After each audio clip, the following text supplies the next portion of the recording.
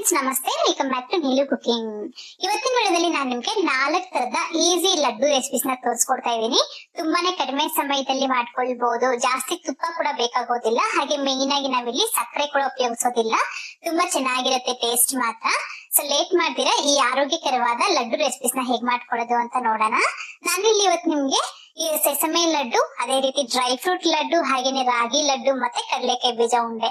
So late ಮಾಡ್ದಿರಾ ಎಲ್ಲಾ recipes ನ ಹೇಗ್ ಮಾಡ್ಕೊಳ್ಳೋದು, ವಿಧಾನ ಏನು ಅಂತ ನೋಡೋಣ. ನೀವು ಸಹ ಟ್ರೈ ಮಾಡಿ ನೋಡಿ, ತುಂಬಾನೇ ಇಷ್ಟ ಆಗ್ಬಿಡತ್ತೆ. ಸೊ ಲೇಟ್ ಮಾಡ್ತೆ ಫಸ್ಟ್ ಆಗಿ ನಾವು ಈ ಎಳ್ಳು ಉಂಡೆನ ಹೇಗ್ ಮಾಡ್ಕೊಳ್ಳೋದು ಅಂತ ನೋಡೋಣ. ಸೊ ನಾನು ಇವತ್ತಿಲ್ಲಿ ಕಪ್ಪು ಎಳ್ಳು ಉಂಡೆನ ಹೇಗ್ ಮಾಡ್ಕೊಳ್ಳೋದು ಅಂತ ಶೇರ್ ಮಾಡ್ತಾ ಇದ್ದೀನಿ. ಸೊ ಎಲ್ರಿಗೂ ಗೊತ್ತಿರೋ ಲಾಡುನೇ ಇದು. ಸೊ ಫಸ್ಟ್ ಆಗಿ ನಾನಿಲ್ಲಿ ಈ ಕಪ್ಪು ಎಳ್ಳನ್ನ ತಗೊಂಡಿದ್ದೀನಿ. ಸೊ ನೋಡ್ಬೋದು, ಈ ರೀತಿ ನಾವು ಬ್ಲಾಕ್ ಸೆಸಮೆ ಸೀಡ್ಸ್ ನ ಉಪಯೋಗಿಸಿ ಮಾಡೋದ್ರಿಂದ ಈ ಲಾಡು ಅನ್ನೋದು ತುಂಬಾ ರುಚಿಯಾಗಿರತ್ತೆ. ಸೊ ನಾನಿಲ್ಲಿ 2 ಕಪ್ ನಷ್ಟು ಈ ಎಳ್ಳನ್ನ ತಗೊಂಡು ಈ ರೀತಿ ಒಂದು ಬೌಲ್ಗೆ ಹಾಕೊಂಡಿದ್ದೀನಿ. ಈಗ ಇದನ್ನ ನಾವು ಚೆನ್ನಾಗಿ ವಾಶ್ ಮಾಡ್ಕೋಬೇಕು. ನೀವು ಪ್ಯಾಕೆಟ್ ಉಪಯೋಗಿಸೋದಾದ್ರೆ ನೀವು ವಾಶ್ ಮಾಡೋ ಅವಶ್ಯಕತೆ ಇರೋದಿಲ್ಲ. ಸೊ ನೋಡ್ಕೊಳ್ಳಿ, ತುಂಬಾ ಗಲೀಜಿತ್ತು, ಡಸ್ಟ್ ಇತ್ತು ಅನ್ನೋದಾದ್ರೆ ನಾವು ಅದನ್ನ ಚೆನ್ನಾಗಿ ವಾಶ್ ಮಾಡಿ ಆನಂತರ ನಾವು ಲಾಡುನ ಮಾಡ್ಕೊಳ್ಬೇಕಾಗತ್ತೆ. ಸೊ ನೋಡ್ಬೋದು ನೀವು ಎಷ್ಟು ಡಸ್ಟ್ ಇದೆ ಅಂತ. ಇದನ್ನ ವಾಶ್ ಮಾಡುವಾಗ ಈ ರೀತಿ ಸ್ಟ್ರೈನರ್ ಸಹಾಯದಿಂದ ಆಗ್ಲಿ ಅಥವಾ ಒಂದು ಕ್ಲಾತ್ ಇಂದ ಆಗ್ಲಿ ನಾವು ಇದನ್ನ ತೊಳಿಬೇಕಾಗತ್ತೆ. ಸೊ ನೆಕ್ಸ್ಟ್ ನಾನು ಇದಕ್ಕೇನೆ ಒಂದು 1/4 ಕಪ್ ನಷ್ಟು ಎಕ್ಸ್ಟ್ರಾ ನಾನಿಲ್ಲಿ ಆಡ್ ಮಾಡ್ಕೊಳ್ತಾ ಇದ್ದೀನಿ. ಸೊ ಇದಕ್ಕೆ ಏನಕ್ಕೆ ಹಾಕಿದ್ನಂತ ನೆಕ್ಸ್ಟ್ ಹೇಳ್ತೀನಿ. ಸೊ ಇದು ಕೂಡ ಸೇರಿಸ್ಬಿಟ್ಟು ಚೆನ್ನಾಗಿ ವಾಶ್ ಮಾಡ್ಕೊಳ್ಳಿ. ಟೋಟಲ್ ಆಗಿ ನಾನಿಲ್ಲಿ 2.25 ಕಪ್ ನಷ್ಟು ಬ್ಲಾಕ್ ಸೆಸಮೆ ಸೀಡ್ಸ್ ನ ಉಪಯೋಗಿಸ್ಕೊಂಡಿದ್ದೀನಿ. ಈ ರೀತಿ ನಾನು ಒಂದ್ 3 ಸತಿ ವಾಶ್ ಮಾಡ್ಕೊಂಡಿದ್ದೀನಿ. ಸೊ ನೀವು ನೋಡ್ಬೋದು ಚೆನ್ನಾಗಿ ನೀಟಾಗಿ ಕ್ಲೀನ್ ಆಗಿ ಹೋಗಿದೆ. ಸೊ ಹೀಗಿದ್ನ ನಾವು ಫ್ರೈ ಮಾಡ್ಕೊಳ್ಬೇಕಾಗತ್ತೆ. ಹೀಗಿದ್ನ ಹುರ್ಕೊಳ್ಳೋದಕ್ಕೋಸ್ಕರ ಇದಕ್ಕೆ ಸ್ವಲ್ಪ ದಪ್ಪದ ತಳ ಇರುವಂತಹ ಒಂದು ಕಡಾಯಿ ಆಗ್ಲಿ ಅಥವಾ ಒಂದು ಪಾತ್ರೆ ಆಗ್ಲಿ ಸ್ಟವ್ ಮೇಲೆ ಇಟ್ಕೊಂಡು ಅದರಲ್ಲಿ ಈ ಎಳ್ಳನ್ನ ಹಾಕೊಂಡು ಹೈ ಫ್ಲೇಮ್ ನಲ್ಲಿ ನಾವು ಕಂಟಿನ್ಯೂಸ್ ಆಗಿ ಈ ರೀತಿ ಮಿಕ್ಸ್ ಮಾಡ್ಕೊಳ್ತಾ ಇದನ್ನ ಫ್ರೈ ಮಾಡ್ಕೊಳ್ಬೇಕಾಗತ್ತೆ. ದೊಡ್ಡ ಉರಿಯಲ್ಲಿ ಒಂದು 5 ರಿಂದ 6 ನಿಮಿಷ ಫ್ರೈ ಮಾಡ್ಕೊಂಡ್ರೆ ನಮ್ಗೆ ಆ ವಾಟರ್ ಕಂಟೆಂಟ್ ಎಲ್ಲಾನು ಹೋಗ್ಬಿಡತ್ತೆ. ಸೊ ಆಮೇಲೆ ಇದನ್ನ ಮೀಡಿಯಂ ಟು ಲೋ ಫ್ಲೇಮ್ ಮಧ್ಯದಲ್ಲಿ ಉರಿನ ಇಟ್ಕೊಂಡು ನಾವು ಚೆನ್ನಾಗಿ ಇದನ್ನ ಹುರ್ಕೋಬೇಕು. ಆಗಾಗ ಹೈ ಫ್ಲೇಮ್ ನಲ್ಲಿ, ಆಗಾಗ ಲೋ ಫ್ಲೇಮ್ ನಲ್ಲಿ ಆತರ ನಾವು ಇದನ್ನ ಹುರ್ಕೊಳ್ಬೇಕಾಗತ್ತೆ. ಅಟ್ಲೀಸ್ಟ್ ನಮ್ಗೆ 15 ರಿಂದ 20 ನಿಮಿಷ ಟೈಮ್ ತಗೊಳುತ್ತೆ. ಚೆನ್ನಾಗಿ ಗರಿಗರಿಯಾಗಿ ಆಗ್ಬೇಕು. ಸೊ ನೀವು ಸ್ವಲ್ಪ ತಿಂದು ನೋಡಿದ್ರೆ ನಮ್ಗೆ ಚೆನ್ನಾಗಿ ಒಂದು ಒಳ್ಳೆ ಟೇಸ್ಟ್ ಬರಬೇಕು. ಸೊ ಆತರ ನಾವು ಈ ಎಳ್ಳನ್ನ ಹುರ್ಕೋಬೇಕಾಗತ್ತೆ. ಆಗ್ಲೇ ನಮ್ಗೆ ಲಾಡು ಅನ್ನೋದು ತುಂಬಾ ಟೇಸ್ಟಿ ಆಗಿರುತ್ತೆ, ಹಾಗೆ ಜಾಸ್ತಿ ದಿನ ಸ್ಟೋರ್ ಕೂಡ ಇರುತ್ತೆ. ಸೊ ನೋಡ್ಬೋದು ನೀವು ಚೆನ್ನಾಗಿ ಫ್ರೈ ಆಗಿದೆ, ಹಾಗೆ ಟೇಸ್ಟ್ ಕೂಡ ತುಂಬಾ ಚೆನ್ನಾಗಿದೆ. ಸೊ ಈಗ ಸ್ಟವ್ ಆಫ್ ಮಾಡ್ಕೊಂಡ್ಬಿಡಿ. ಗ್ಯಾಸ್ ಆಫ್ ಮಾಡ್ಕೊಂಡ್ಬಿಟ್ಟು ಇದನ್ನ ಎತ್ಕೊಂಡು ಈ ರೀತಿ ಸ್ವಲ್ಪ ಅಗಲಿಕ್ಕಿರೋ ಒಂದು ಪ್ಲೇಟ್ ಅಲ್ಲಿ ಆಗ್ಲಿ ಅಥವಾ ಒಂದು ಪಾತ್ರೆಯಲ್ಲಿ ಆಗ್ಲಿ ಹಾಕ್ಬಿಟ್ಟು ಪೂರ್ತಿಯಾಗಿ ತಣ್ಣಗಾಗ್ಲಿಕ್ಕೆ ಬಿಡಬೇಕು. ಫುಲ್ ಆಗಿ ಕೂಲ್ ಆದ ನಂತರ ಇದರಲ್ಲಿ ಒಂದು 1/4 ಕಪ್ ನಷ್ಟು ಇದನ್ನ ತೆಗೆದು ಒಂದು ಪಕ್ಕಕ್ಕೆ ಇಟ್ಕೊಳ್ಳಿ. ಸೊ ನಾವು ಎಕ್ಸ್ಟ್ರಾ ಎಷ್ಟು ಹಾಕಿದೀವಿ ಅಷ್ಟನ್ನ ತೆಗೆದು ಪಕ್ಕಕ್ಕೆ ಇಟ್ಕೊಳ್ಬೇಕಾಗತ್ತೆ. ಸೊ ನಾವ್ ಇದನ್ನ ಲಾಡು ಮಾಡುವಾಗ ಹಾಗೆ ಡೈರೆಕ್ಟ್ ಆಗಿ ಹಾಕಿದ್ನ ಉಂಡೆ ಮಾಡ್ಕೊಳ್ತೀವಿ, ತುಂಬಾ ಚೆನ್ನಾಗಿರತ್ತೆ. ಈಗ ಉಳಿದಿರೋ ಎಲ್ಲೆಲ್ಲಾನು ಹಾಕೊಂಡು ಈ ರೀತಿ ನಾವು ಮಿಕ್ಸಿ ಜಾರಿಗೆ ಹಾಕೊಳ್ಬೇಕು. ಮತ್ತೆ ಇದಕ್ಕೇನೆ 1.5 ಕಪ್ ನಷ್ಟು ಬೆಲ್ಲನ ಸಣ್ಣಕ್ಕೆ ಕಟ್ ಮಾಡ್ಕೊಂಡು ಹಾಕೊಳ್ಳಿ. ಸೊ 2 ಕಪ್ ನಷ್ಟು ಎಳ್ಳಿಗೆ 1.5 ಕಪ್ ನಷ್ಟು ಈ ಬೆಲ್ಲ ಅನ್ನೋದು ಕರೆಕ್ಟ್ ಆಗಿರುತ್ತೆ. ಸೊ ಕಮ್ಮಿ ಬೇಕು ಅಂತಂದ್ರೆ ಸ್ವಲ್ಪ ಕಮ್ಮಿ ಕೂಡ ಹಾಕೊಳ್ಬಹುದು. ಹಾಗೇನೆ ನಾನಿಲ್ಲಿ ಒಂದು ಅರ್ಧ ಟೀ ಸ್ಪೂನ್ ಆಗುವಷ್ಟು ತುಪ್ಪ ಹಾಕೊಂಡಿದ್ನಿ. ಕಂಪ್ಲೀಟ್ ಆಗಿ ಆಪ್ಷನಲ್, ಹಾಕ್ಲೇಬೇಕು ಅಂತ ಏನಿಲ್ಲ, ಸುಮ್ಮನೆ ಟೇಸ್ಟ್ ಗೋಸ್ಕರ ಅಷ್ಟೇ ಸ್ವಲ್ಪ ಹಾಕಿದೀನಿ. ಕಂಪ್ಲೀಟ್ ಆಗಿ ಆಪ್ಷನಲ್ ಅಷ್ಟೇ ಇದು. ಹಾಗೇನೆ ಸ್ವಲ್ಪ ಏಲಕ್ಕಿ ಪುಡಿ ಕೂಡ ಹಾಕೊಂಡಿದೀನಿ. ಈ ಏಲಕ್ಕಿ ಪುಡಿ ಹಾಗೆ ತುಪ್ಪ ಅನ್ನೋದು ಇಷ್ಟ ಇದ್ರೆ ಹಾಕೊಳ್ಳಿ, ಇಲ್ಲಾಂದ್ರೆ ಕಂಪ್ಲೀಟ್ ಆಗಿ ಸ್ಕಿಪ್ ಮಾಡಿ. ಈಗ ಇದನ್ನ ಗ್ರೈಂಡ್ ಮಾಡುವಾಗ ಆನ್ ಮತ್ತೆ ಆಫ್ ಮಾಡ್ಕೊಳ್ತಾ ಒಂದ್ ನಿಮಿಷ ಫ್ರೈ ರುಬ್ಕೋಬೇಕು. ಸೊ ನೋಡಿ 1 ನಿಮಿಷ ಇದನ್ನ ಗ್ರೈಂಡ್ ಮಾಡ್ಕೊಂಡಿದೀನಿ. ಆಮೇಲೆ ಇದನ್ನ ಇನ್ನೊಂದ್ಸತಿ ಈ ರೀತಿ ಚೆನ್ನಾಗಿ ಒಂದ್ಸತಿ ಮಿಕ್ಸ್ ಮಾಡ್ಕೊಡಿ. ಈ ರೀತಿ ಒಂದ್ಸತಿ ಮಿಕ್ಸ್ ಮಾಡಿದ ನಂತರ ಮತ್ತೆ ನಾವ್ ಇದನ್ನ ಆನ್ ಆಫ್ ಮಾಡ್ಕೊಳ್ತಾ ನಾವು ಇದನ್ನ ಗ್ರೈಂಡ್ ಮಾಡ್ಕೊಳ್ಬೇಕು. ಸೊ ನೋಡಿ ಈ ರೀತಿ ನಮ್ಗೆ ಇದು ಗ್ರೈಂಡ್ ಆಗ್ಬೇಕು. ಸೊ ಈ ತರ ಸ್ಮೂತ್ ಆಗಿ ಇದನ್ನ ಗ್ರೈಂಡ್ ಮಾಡಿ. ಸೊ ನೋಡ್ಬೋದು ನೀವು ಚೆನ್ನಾಗಿ ಫೈನ್ ಆಗಿ ಇದನ್ನ ಗ್ರೈಂಡ್ ಮಾಡ್ಕೊಂಡಿದ್ದೀನಿ. ಸೊ ಆ ಎಳ್ಳಲ್ಲಿರುವಂತಹ ಎಣ್ಣೆ ಅಂಶ ನಮ್ಗೆ ಉಂಡೆ ಮಾಡೋಕ್ಕೆ ಕರೆಕ್ಟ್ ಆಗಿ ಸರಿ ಹೋಗುತ್ತೆ. ಇದಕ್ಕೆ ಜಾಸ್ತಿ ಎಣ್ಣೆ ಆಗ್ಲಿ ತುಪ್ಪ ಆಗ್ಲಿ ಹಾಕೋ ಅವಶ್ಯಕತೆ ಇರೋದಿಲ್ಲ. ಈಗ ಇದನ್ನ ಎತ್ಕೊಂಡು ಈ ರೀತಿ ನಾನು ಒಂದು ಪ್ಲೇಟಿಗೆ ಹಾಕೊಂಡಿದ್ದೀನಿ. ಈಗ ಇದೆಲ್ಲಾನು ಸಹ ಒಂದ್ಸತಿ ನೀಟಾಗಿ ಮಿಕ್ಸ್ ಮಾಡ್ಕೊಂಡ್ಬಿಡಿ. ನಂತರ ಇದಕ್ಕೆ ನಾವು ತೆಗೆದು ಇಟ್ಕೊಂಡಿರೋ ಎಳ್ಳು ಕೂಡ ಹಾಕೊಂಡು ಮತ್ತೆ ಇನ್ನೊಂದ್ಸತಿ ಇದನ್ನ ಮಿಕ್ಸ್ ಮಾಡ್ಕೊಳ್ಬೇಕಾಗತ್ತೆ. ಅದಾದ್ಮೇಲೆ ನಿಮ್ಗೆ ಯಾವ ಸೈಜ್ ಬೇಕೋ ಆ ಸೈಜ್ಗೆ ಉಂಡೆನ ಮಾಡಿ ತಗೊಳ್ಳಿ. ಸೊ ನೋಡ್ಬೋದು ನೀವು ಉಂಡೆ ಮಾಡೋದಕ್ಕೆ ಎಷ್ಟು ಸುಲಭವಾಗಿ ಆಗುತ್ತೆ ಅಂತ. ಅದರಲ್ಲಿರೋ ಎಣ್ಣೆ ಅಂಶ ನಮ್ಗೆ ಕರೆಕ್ಟ್ ಆಗಿ ಸರಿ ಹೋಗುತ್ತೆ. ಎಕ್ಸ್ಟ್ರಾ ನಾವು ತುಪ್ಪ ಹಾಕೋ ಅವಶ್ಯಕತೆ ಇರೋದಿಲ್ಲ. ನೋಡಿ ಎಷ್ಟು ಸೂಪರ್ ಆಗಿ ನಮ್ಗೆ ಟೇಸ್ಟಿಯಾಗಿ ಎಮ್ಮಿಯಾಗಿ ನಮ್ಗೆ ಲಾಡು ಅನ್ನೋದು ರೆಡಿ ಆಗಿದೆ. ತುಂಬಾನೇ ಚೆನ್ನಾಗಿರುತ್ತೆ. ಟೇಸ್ಟ್ ಮಾತ್ರ ಮಿಸ್ ಮಾಡದೆ ಒಂದ್ಸತಿ ಈ ರೆಸಿಪಿನ ಟ್ರೈ ಮಾಡಿ. ಈಗ ನೆಕ್ಸ್ಟ್ ಆಗಿ ನಾವು ಡ್ರೈ ಫ್ರೂಟ್ ಲಡ್ಡು ರೆಸಿಪಿ ನೋಡ್ಕೊಳ್ಳೋಣ. ಇದಕ್ಕೆ ನಾವು ಸಕ್ಕರೆ ಆಗ್ಲಿ ಅಥವಾ ಬೆಲ್ಲ ಆಗ್ಲಿ ಉಪಯೋಗಿಸೋದಿಲ್ಲ. ಮೊದಲನೇದಾಗಿ ಯಾವ್ದಾದ್ರು ಒಂದು ಕಪ್ನ ತಗೊಂಡು ಅದರಲ್ಲಿ ಅರ್ಧ ಕಪ್ ಆಗುವಷ್ಟು ಕಡಲೆ ಬೀಜನ ಒಂದು ಕಡಾಯಿನಲ್ಲಿ ಹಾಕೊಂಡು ಕಡಿಮೆ ಉರಿನಲ್ಲಿ ಚೆನ್ನಾಗಿ ಗರಿ ಗರಿ ಆಗೋ ತನಕ ಹುರ್ಕೊಂಡು ಒಂದು ಪ್ಲೇಟ್ ಅಲ್ಲಿ ಹಾಕೊಂಡು ಎತ್ತಿಟ್ಕೊಳ್ಳಿ. ಈಗ ಮತ್ತೆ ಅದೇ ಕಡಾಯಿನಲ್ಲೇನೆ ಅದೇ ಕಪ್ ಅಳತೆಯಲ್ಲಿ 1 ಕಪ್ ಆಗುವಷ್ಟು ಬಾದಾಮ್ನ ಹಾಕೊಳ್ಳಿ. ಈಗ ಬಾದಾಮ್ನು ಕೂಡ ಅಷ್ಟೇ ಚೆನ್ನಾಗಿ ಗರಿ ಗರಿ ಆಗೋ ತನಕ ನಾವ್ ಇದನ್ನ ಫ್ರೈ ಮಾಡ್ಕೊಳ್ಬೇಕು. ಕಡಿಮೆ ಉರಿನಲ್ಲಿ ಮಾತ್ರ, ಎಲ್ಲಾನು ಅಷ್ಟೇ ಕಡಿಮೆ ಉರಿನಲ್ಲೇ ಹುರ್ಕೊಂಡ್ರೆ ಟೇಸ್ಟ್ ಚೆನ್ನಾಗಿ ಬರುತ್ತೆ. ಈ ತರ ನೀಟಾಗಿ ಎಲ್ಲ ಫ್ರೈ ಮಾಡ್ಕೊಂಡಿದ ನಂತರ ಈ ಬಾದಾಮ್ ಕೂಡ ಎತ್ಕೊಂಡು ಅದೇ ಪ್ಲೇಟಿಗೆ ಹಾಕೊಂಡು ಎತ್ತಿಟ್ಕೊಳ್ಳಿ. ಈಗ ಮತ್ತೆ ನಾನಿಲ್ಲಿ ಒಂದು 1/4 ಕಪ್ ಆಗುವಷ್ಟು ವಾಲ್ನಟ್ಸ್ ಕೂಡ ಹಾಕೊಳ್ತಾ ಇದ್ದೀನಿ. ಎಲ್ಲಾನು ಅಷ್ಟೇ ನೀವು ಬೇಕು ಅಂತಂದ್ರೆ ಸ್ವಲ್ಪ ಜಾಸ್ತಿ ಕ್ವಾಂಟಿಟಿನಲ್ಲಾದ್ರೂ ಹಾಕೊಳ್ಬಹುದು, ಅಥವಾ ಯಾವ್ದು ಜಾಸ್ತಿ ಇದ್ರೆ ಅದನ್ನ ಜಾಸ್ತಿ ಹಾಕೊಂಡು ಬೇರೆದನ್ನ ಕಡಿಮೆ ಮಾತ್ರ ಮಾಡ್ಕೊಳ್ಬಹುದು. ಈ ರೀತಿ ವಾಲ್ನಟ್ಸ್ ಕೂಡ ಚೆನ್ನಾಗಿ ಫ್ರೈ ಮಾಡ್ಬಿಟ್ಟು ಅದೇ ಪ್ಲೇಟಿಗೆ ಹಾಕೊಳ್ಬೇಕು. ಮತ್ತೆ ಫ್ಲಾಕ್ಸ್ ಸೀಡ್ಸ್ ಕೂಡ ಹಾಕೊಳ್ಬೇಕು. ನಾನಿಲ್ಲಿ ಒಂದು ಅರ್ಧ ಕಪ್ ಆಗುವಷ್ಟು ಫ್ಲಾಕ್ಸ್ ಸೀಡ್ಸ್ ನ ಹಾಕೊಂಡು ಕಡಿಮೆ ಉರಿನಲ್ಲಿ ಹುರ್ಕೊಳ್ತಾ ಇದ್ದೀನಿ. ಸ್ವಲ್ಪ ಬೇಗನೆ ಫ್ರೈ ಆಗ್ಬಿಡುತ್ತೆ, ಇದು ನೋಡ್ಕೊಂಡು ಫ್ರೈ ಮಾಡ್ಕೊಳ್ಬೇಕು. ಈ ರೀತಿ ಚಿಟಪಟ ಅಂತ ಸೌಂಡ್ ಬಂದ ನಂತರ ನಮ್ಗೆ ಇದು ಫ್ರೈ ಆಗಿದೆ ಅಂತ ಅಂದ್ಬಿಟ್ಟು ಅರ್ಥ. ಈಗ ಈ ಫ್ಲಾಕ್ಸ್ ಸೀಡ್ಸ್ ಕೂಡ ಇಟ್ಕೊಂಡು ಅದೇ ಪ್ಲೇಟ್ಗೆ ಹಾಕೊಳ್ಳಿ. ಮತ್ತೆ ಒಂದು ಅರ್ಧ ಕಪ್ ಆಗುವಷ್ಟು ಬಿಳಿ ಎಳ್ಳು ಕೂಡ ಹಾಕೊಳ್ತಾ ಇದ್ದೀನಿ. ಕಪ್ಪೆಳ್ಳಾದ್ರೂ ಹಾಕೊಳ್ಬಹುದು, ಯಾವ್ದಿದ್ರೆ ಅದು ಹಾಕೊಂಡು ಚೆನ್ನಾಗಿ ಹುರ್ಕೊಂಡು ಇದು ಕೂಡ ಅದೇ ಪ್ಲೇಟಿಗೆ ಹಾಕೊಳ್ಬೇಕಾಗತ್ತೆ.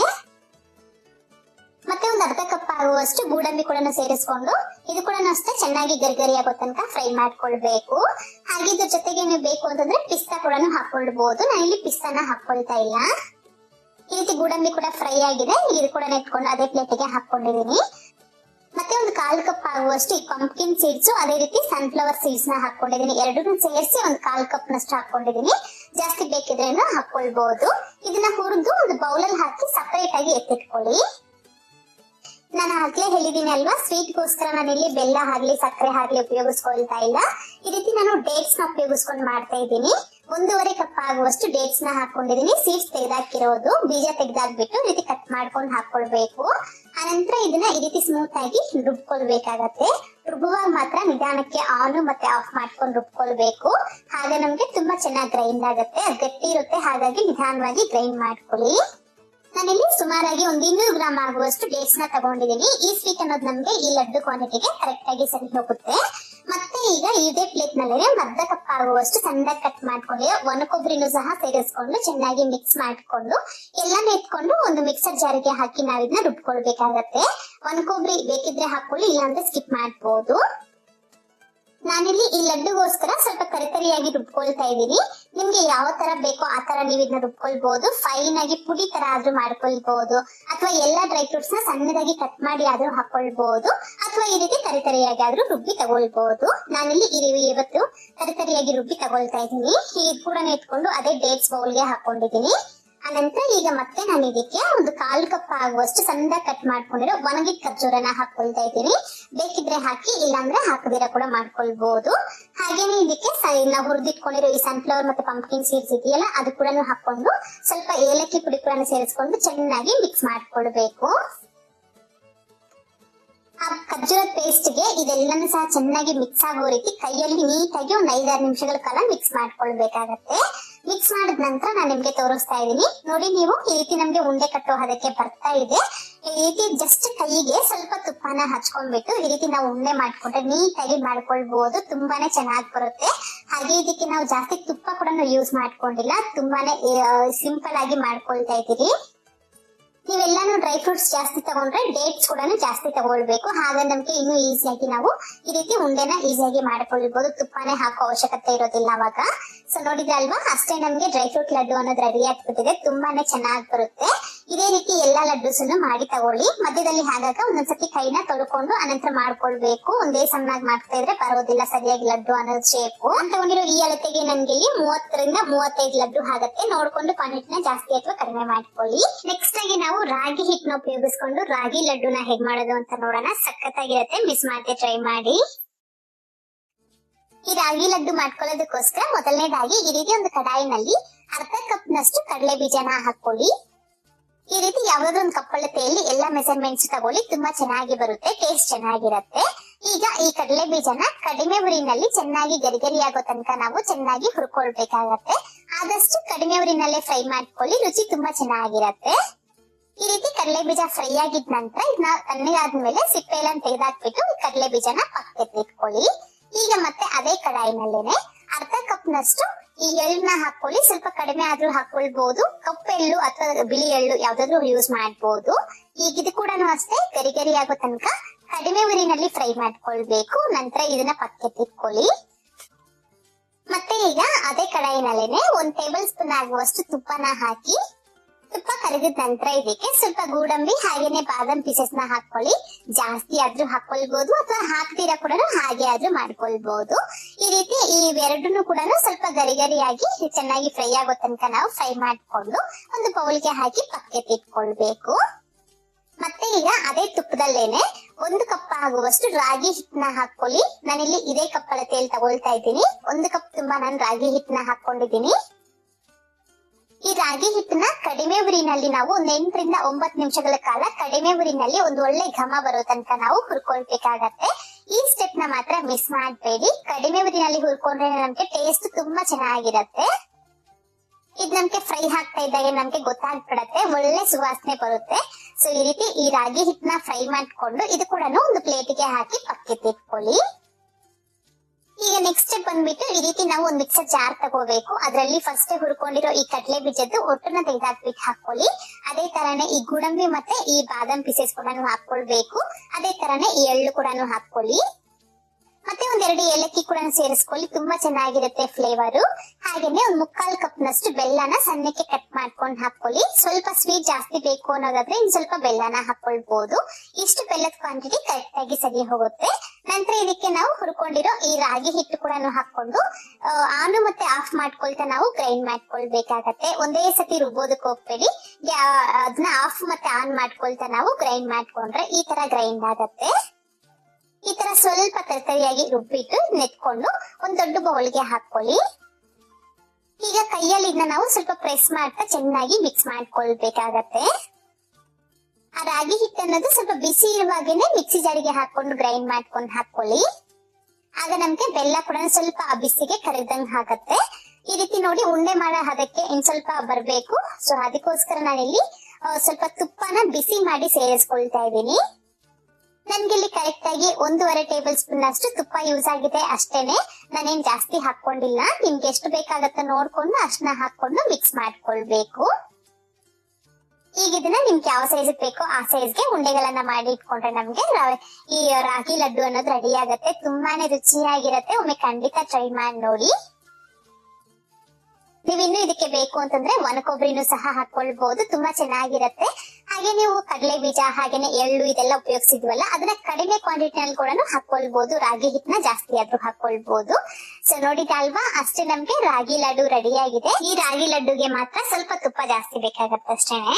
ಸೊ ಈಗ ನೆಕ್ಸ್ಟ್ ಆಗಿ ನಾವು ಕಡಲೆ ಬೀಜ ಉಂಡೆನ ಹೇಗ್ ಮಾಡ್ಕೊಳ್ಳೋದು ಅಂತ ನೋಡೋಣ. ಮೊದಲನೇದಾಗಿ ಈ ರೀತಿ ಗ್ಯಾಸ್ ಮೇಲೆ ಒಂದು ಕಡಾಯಿನ ಇಟ್ಕೊಂಡದ್ರಲ್ಲಿ 1.5 ಕಪ್ ಆಗುವಷ್ಟು ಕಡಲೆ ಬೀಜನ ಹಾಕೊಳ್ಳಿ. ಯಾವ್ದಾದ್ರು ಒಂದು ಕಪ್ ಅಳತೆಯಲ್ಲಿ ನೀವು ಬೆಲ್ಲ ಹಾಗೇನೆ ಕಡಲೆ ಬೀಜ ಒಂದೇ ಕಪ್ ಅಳತೆಯಲ್ಲಿ ತಗೊಳ್ಬೇಕಾಗತ್ತೆ. ಈಗ ಕಡಲೆ ಬೀಜನ ಆದಷ್ಟು ಕಡಿಮೆ ಉರಿನಲ್ಲಿ ಮಾತ್ರ ಚೆನ್ನಾಗಿ ಗರಿಗರಿಯಾಗೋ ತನಕ ನಾವು ಹುರ್ಕೊಳ್ಬೇಕಾಗತ್ತೆ. ಈ ರೀತಿ ಅದ್ರ ಮೇಲೆ ಸಿಪ್ಪೆ ಬಿಡ್ಬೇಕು. ಸೊ ಅಲ್ಲಿವರೆಗೂ ಇದನ್ನ ಚೆನ್ನಾಗಿ ಹುರ್ಕೊಳ್ಬೇಕು. ಆಗ್ಲೇ ನಮ್ಗೆ ಟೇಸ್ಟ್ ಚೆನ್ನಾಗಿ ಬರೋದು. ಮಿಸ್ ಮಾಡ್ದಿರಾ ಚೆನ್ನಾಗಿ ಹುರ್ಕೊಳ್ಳಿ, ಕಡಿಮೆ ಉರಿನಲ್ಲಿ ಮಾತ್ರ. ಈ ರೀತಿ ಚೆನ್ನಾಗಿ ಹುರಿದಾದ ನಂತರ ಒಂದು ಪ್ಲೇಟಿಗೆ ಹಾಕಿ ತಣ್ಣಗಾಗ್ಲಿಕ್ಕೆ ಬಿಡಿ. ಫುಲ್ ಆಗಿ ಕೂಲ್ ಆದ ನಂತರ ಈ ರೀತಿ ನೀಟಾಗೆಲ್ಲ ಸಿಪ್ಪೆ ಬಿಡಿಸ್ಕೊಂಡು ಸ್ವಲ್ಪ ಇದನ್ನ ನಾವು ಕ್ರಶ್ ಮಾಡ್ಕೊಳ್ಬೇಕು, ಜಾಸ್ತಿ ಬೇಡ. ನೋಡ್ಬೋದು ಈ ರೀತಿ ಸ್ವಲ್ಪ ಒಂದ್ ಅರ್ಧ ಭಾಗ ಗುಂಡ್ ಗುಂಡಾಗಿದೆ, ಒಂದ್ ಅರ್ಧ ಭಾಗ ಮಾತ್ರ ಇದು ಪೀಸ್ ಪೀಸ್ ಆಗಿದೆ. ಈ ತರ ಇದನ್ನ ಮಾಡ್ಕೊಂಡು ಎತ್ತಿಟ್ಕೊಳ್ಳಿ. ಈಗ ಮತ್ತೆ ಪಾಕಕ್ಕೋಸ್ಕರ ಈ ರೀತಿ ಅದೇ ಕಡಾಯಿನಲ್ಲೇನೆ 1 ಕಪ್ ಆಗುವಷ್ಟು ಬೆಲ್ಲನ ಹಾಕೊಳ್ಳಿ. ಸಣ್ಣದಾಗಿ ಕಟ್ ಮಾಡ್ಕೊಂಡಿರೋ ಬೆಲ್ಲ 1 ಕಪ್ ನಷ್ಟು. ಅದೇ ರೀತಿ 1-2 ಟೇಬಲ್ ಸ್ಪೂನ್ ಆಗುವಷ್ಟು ಮಾತ್ರ ನೀರ್ನ ಸೇರಿಸ್ಕೊಳ್ಳಿ. ನೀರು ಸೇರಿಸ್ತೀರಾ ಕೂಡ ಮಾಡ್ಕೊಳ್ಬಹುದು. ನಾನಿಲ್ಲಿ ಸ್ವಲ್ಪ ನೀರ್ನ ಹಾಕೊಂಡಿದೀನಿ. ನೀರ್ ಹಾಕ್ಬಿಟ್ಟು ಚೆನ್ನಾಗಿ ಇದನ್ನ ಮಿಕ್ಸ್ ಮಾಡ್ಕೊಳ್ತಾ ಇರ್ಬೇಕು. ಈ ರೀತಿ ನಮ್ಗಿದು ಪಾಕ ಅನ್ನೋದು ಚೆನ್ನಾಗಿ ಕುದಿತಾ ಇರ್ಬೇಕು. ನಮ್ಗಿದು ಫುಲ್ ಗಟ್ಟಿ ಪಾಕ ಬರ್ಬೇಕು. ಚೆನ್ನಾಗಿ ಗಟ್ಟಿಯಾಗಿ ಕುದಿತಾ ಇರುತ್ತೆ ಅಲ್ವಾ, ಆಗ ಒಂದ್ಸತಿ ಪಾಕನ ಚೆಕ್ ಮಾಡ್ಕೊಳ್ಳಿ. ಗ್ಯಾಸ್ ನ ಫುಲ್ ಲೋ ಫ್ಲೇಮ್ ಮಾಡ್ಕೊಂಡ್ಬಿಡಿ ಪಾಕ ಚೆಕ್ ಮಾಡೋ ಟೈಮಲ್ಲಿ. ಈ ರೀತಿ ಒಂದು ಬೌಲಲ್ಲಿ ನೀರ್ನ ತಗೊಂಡು ಆ ನೀರಿಗೆ ಈ ಪಾಕನ ಸ್ವಲ್ಪ ಹಾಕ್ಬಿಟ್ಟು ಒಂದ್ 5-6 ಸೆಕೆಂಡ್ ಹಾಗೆ ಬಿಡಿ. ಅದಾದ್ಮೇಲೆ ಇದನ್ನ ಉಂಡೆ ಮಾಡ್ಬಿಟ್ಟು ಈ ರೀತಿ ಆ ಪ್ಲೇಟ್ ಬೌಲ್ ಈ ರೀತಿ ಒಡೆದು ನೋಡಿ. ಚೆನ್ನಾಗಿ ಗರಿಗರಿಯಾಗಿ ನಮ್ಗೆ ಸೌಂಡ್ ಬರ್ಬೇಕು. ಹಾಗೆ ಮುರಿದ್ರೆ ಅದು ಈಸಿಯಾಗಿ ಬ್ರೇಕ್ ಹಾಕೊಳ್ಬೇಕು. ಆ ತರ ನಾವು ಪಾಕನ ರೆಡಿ ಮಾಡ್ಕೊಳ್ಬೇಕು. ಇದು ಮಾತ್ರ ಕಂಪಲ್ಸರಿ ಮಾಡ್ಕೊಳ್ಬೇಕಾಗತ್ತೆ. ಪಾಕ ನಮ್ಗೆ ಸರಿಯಾಗಿ ಬಂದಿಲ್ಲ ಅಂದ್ರೆ ಈ ತಿನ್ನುವಾಗ ಹಲ್ಲಿಗೆ ಕಚ್ಕೊಂಡ್ಬಿಡುತ್ತೆ, ಅಷ್ಟು ಸರಿಯಾಗಿರೋದಿಲ್ಲ.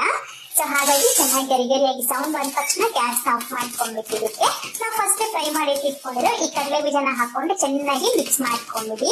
ಮಿಕ್ಸ್ ಮಾಡ್ಕೊಂಡ್ಬಿಟ್ಟು ಇದನ್ನ ಎತ್ಕೊಂಡು ಇದಕ್ಕೆ ತುಪ್ಪ ಹಚ್ಚಿಟ್ಕೊಂಡಿರೋ ಒಂದು ಪ್ಲೇಟ್ಗೆ ಹಾಕೊಳ್ಳಿ. ಈ ರೀತಿ ಉಂಡೆ ರೀತಿ ನಾವು ಅದೇ ರೀತಿ ಮುದ್ದೆ ತರ ಹಾಗೆ ಹಾಕೊಬೇಕು, ಅಗಲಕ್ಕೆ ಮಾಡೋದಕ್ಕೆ ಹೋಗ್ಬೇಡಿ. ಆರೋದ್ರೆ ನಮ್ಗೆ ಉಂಡೆ ಮಾಡ್ಲಿಕ್ಕೆ ಈಸಿ ಆಗೋದಿಲ್ಲ, ಕಷ್ಟ ಆಗ್ಬಿಡುತ್ತೆ, ಸರಿಯಾಗಿ ಬರೋದಿಲ್ಲ. ಕೈಗೆ ಸ್ವಲ್ಪ ನೀರ್ನ ಹಚ್ಕೊಂಡು ಈ ರೀತಿ ನಾವು ಸ್ವಲ್ಪ ಸ್ವಲ್ಪನೇ ತಗೊಂಡು ರೌಂಡ್ ಆಗಿ ಮಾಡ್ಕೊಳ್ಳೋದು ಅಷ್ಟೇನೆ. ಸ್ವಲ್ಪ ಬಿಸಿನೇ ಇರುತ್ತೆ, ಆದ್ರೆ ಕೈಗೆ ನೀರ್ ಹಚ್ಕೊಂಡ್ರೆ ನಮ್ಗೆ ಅಷ್ಟು ಬಿಸಿ ಅನ್ಸೋದಿಲ್ಲ. ಈ ತರ ರೌಂಡ್ ಆಗಿ ನಿಮ್ಗೆ ಯಾವ ಸೈಜ್ ಬೇಕೋ ಆ ಸೈಜ್ಗೆ ಮಾಡ್ಕೊಂಡ್ರೆ ಆಯ್ತು. ಜಾಸ್ತಿ ಗಟ್ಟಿಯಾಗಿ ಪ್ರೆಸ್ ಮಾಡೋದೇನ್ ಬೇಡ, ಜಸ್ಟ್ ಲೈಟ್ ಆಗಿ ರೌಂಡ್ ಆಗಿ ಮಾಡ್ಕೊಂಡ್ರೆ ಸಾಕಾಗತ್ತೆ. ಈ ತರ ಎಷ್ಟು ಫಾಸ್ಟ್ ಆಗುತ್ತೋ ಅಷ್ಟು ಫಾಸ್ಟ್ ಆಗಿ ಎಲ್ಲಾನು ಸಹ ರೌಂಡ್ ಆಗಿ ಉಂಡೆಗಳನ್ನ ಮಾಡಿ ಎತ್ತಿಟ್ಕೊಂಡ್ಬಿಡಿ.